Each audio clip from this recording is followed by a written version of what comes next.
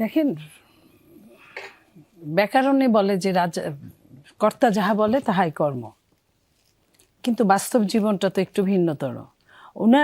উনি নির্বাহী প্রধান, ওনার কথার দাম আছে।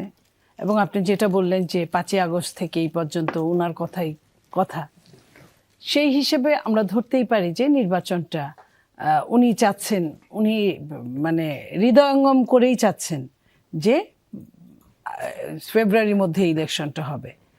কিন্তু হিসেব তো তার চাওয়ার সাথে তো অনেক হিসেবগুলো আছে।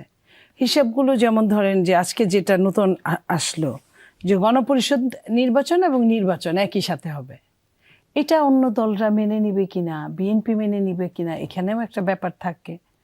তারপরে যারা চাইছে তাদের আশা পূরণ হবে কিনা, এটাও একটা ব্যাপার থাকে। যদি আশা পূরণ না হয় তারা নির্বাচন নিয়ে আসবে কিনা, সেটাও একটা ব্যাপার থাকে।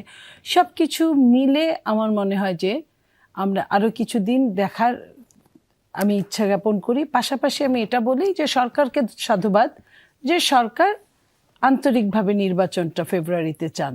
এখানে কোনো এই মুহূর্তে আমি আর আগে যেভাবে কথা বলতাম আমার এখন আর তাকে নিয়ে দ্বিমত নাই যে উনি চান না, ওনার আন্তরিকতা মানে অন্তত সরকার প্রধান। যদি তারপরে উনি না চান তাহলে আমি বলবো যে ভীষণ বড় মাপের অভিনেতা, এটা বলবো। কিন্তু এখন পর্যন্ত আমি যেটুকু আমার মনে হয় সাধারণ আমার রাডার যেটা বলে যে উনি নির্বাচন চান।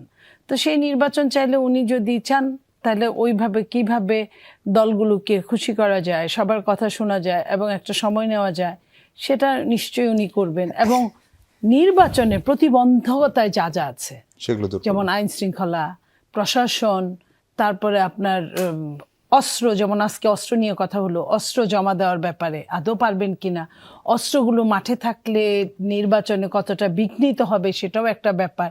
এই জিনিসগুলোর প্রতি আন্তরিকতা ডিপেন্ড করবে যে উনি